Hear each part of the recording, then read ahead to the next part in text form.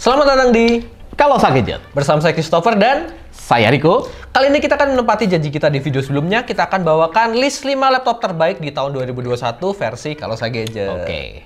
Dan jarang-jarang nih kita ditemenin sama Riko yang udah lama nggak muncul di video YouTube kita. Jadi kita tanya-tanya dikit lah.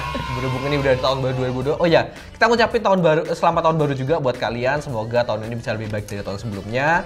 Kita tanya-tanya Riko, kira-kira tahun 2021 kemarin pengalamannya apa aja? Apa yang baik, apa yang buruk selama di Kalosa Gadget? Yang paling berkesan selama membangun channel Kalosa Gadget ya, kita pindah studio yang jauh-jauh lebih proper, jauh lebih nyaman, jauh lebih enak, peralatan juga jauh lebih oke. Dan yang pasti tidak berisik seperti studio kita yang lama, tapi tetap studio kita yang lama tetap punya sejarah tersendiri. Nilai minusnya di tahun 2021 di mana tetap masalah pricing harga laptop yang gila-gilaan, terutama di seri entry level. Seperti itu, Kristo. Oke, sekalian kita mau mengklarifikasi nih sama Riko. Kan banyak yang nanyain, Riko kemana, Riko kemana? Kenapa nggak muncul di video YouTube kita kemarin?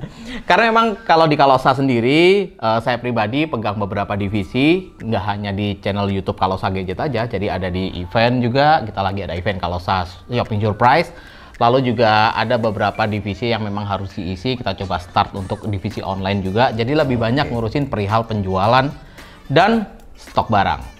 Tapi di tahun 2022 kira-kira bakal muncul di video-video lagi nggak?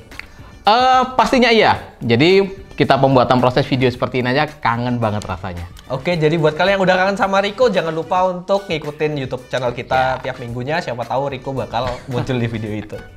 Oke, langsung aja tanpa berlama-lama lagi, kita akan sebutin 5 list laptop terbaik 2021 versi dari Kalosa Gadget. Kita masuk yang pertama.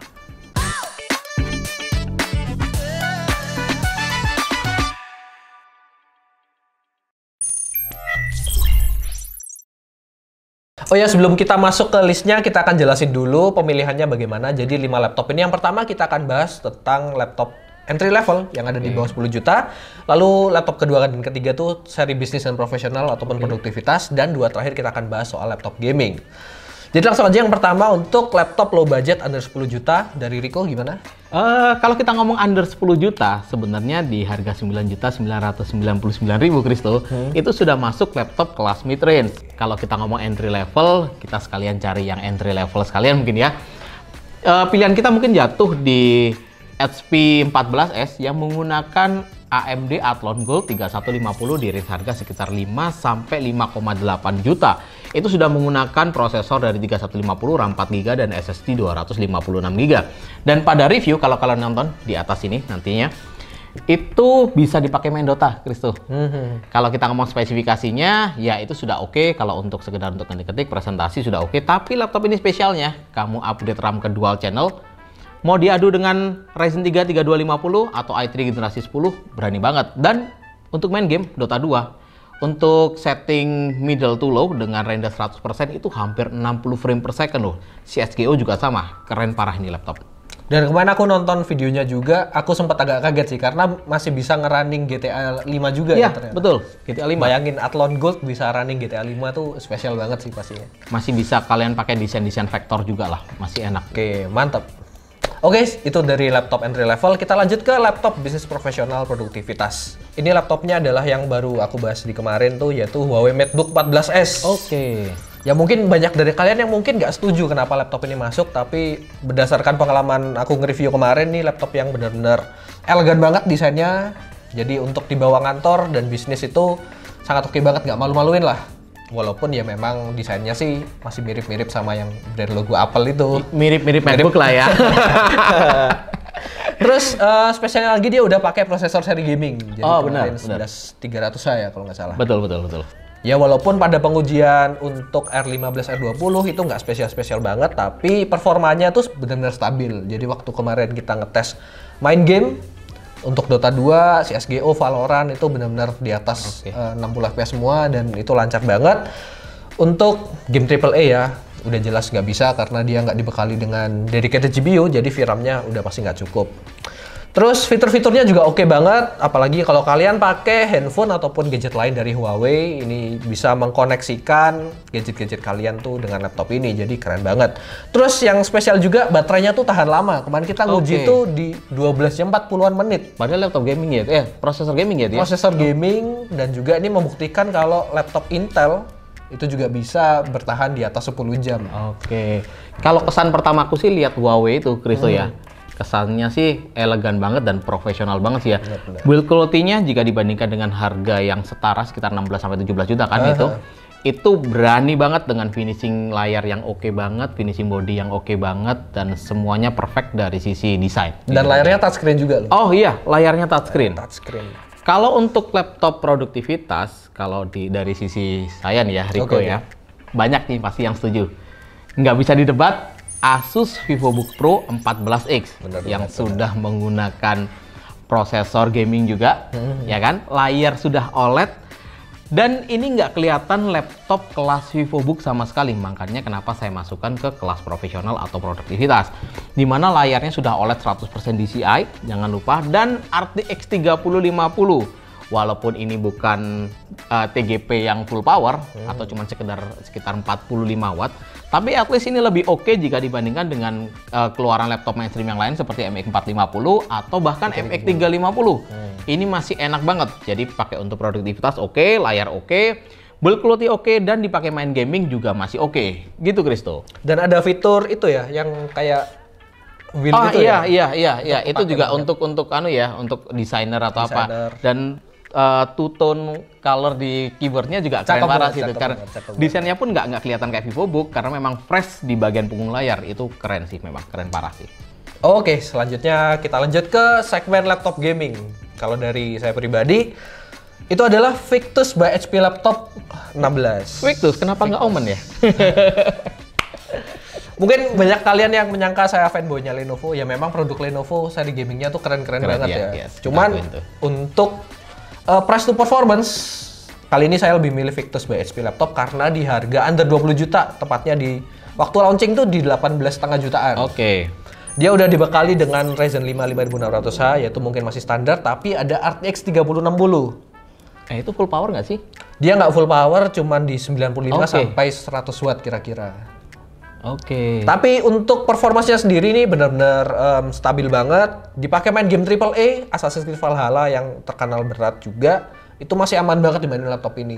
Jadi lancar banget, bisa menikmati game-game AAA dengan baik. Udah gitu, upgradable juga, jadi bisa nambah RAM. Terus untuk storage juga bisa nambah sampai 2 TB dan dibekali garansi 2 tahun ADP.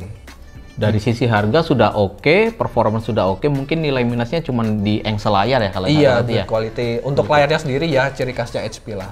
Tapi untuk harga segitu dan kalian udah dapat RTX 3060 itu masih worth it banget sih menurutku. Kalau laptop gaming pilihan Rico sebenarnya agak membingungkan karena kalau kita ngomong laptop gaming di tahun 2021, Kristo, itu banyak banget. Saya juga cukup terkagum dengan ROG Flow X13 laptop yang masuk kelas ROG, tipis 360, bener-bener keren parah sih itu. Lalu ada G14, G15, lalu yang nggak kalah keren juga ada Predator 300 ya, Helios 300. Itu punya konsistensi performance yang oke. Ini laptop gaming yang bisa dikatakan kalau menurut saya paling dingin, paling adem kayak kulkas ya sebenarnya. Lalu ada Legend 5 Pro yang hampir semuanya perfect dari sisi desainnya, konsistensi performance-nya, upgrade-annya itu perfect. Tapi ada satu laptop yang membuat saya itu saat lihat dan pegang langsung jatuh hati, yaitu ROG G513. Mungkin kalian reviewnya bisa lihat di atas sini. Itu dari sisi build quality beda banget seperti ROG pada umumnya. Jadi benar-benar desain yang fresh jika dibandingkan dengan ROG G14 atau G15. Dan yang paling penting adalah di bagian keyboardnya, Kristo. Karena kalau saya pribadi beli sebuah laptop itu nggak ngomong cuman sekedar kenceng dan spesifikasi. Tapi gimana feel-nya, karena memang layar dan keyboard itu adalah hal yang paling sering kita sentuh dan kita pakai. Nggak cuma sekedar kenceng aja. Jadi keyboardnya ini mungkin keyboard paling enak di tahun 2021 yang saya pakai, yang pernah saya pakai. Dan untuk spesifikasinya juga sudah menggunakan Ryzen 5000, 5800 dengan Zen 3 untuk arsitekturnya, RAM juga sudah 16 GB. Lalu sudah menggunakan juga RTX 3060 Yang ini full power.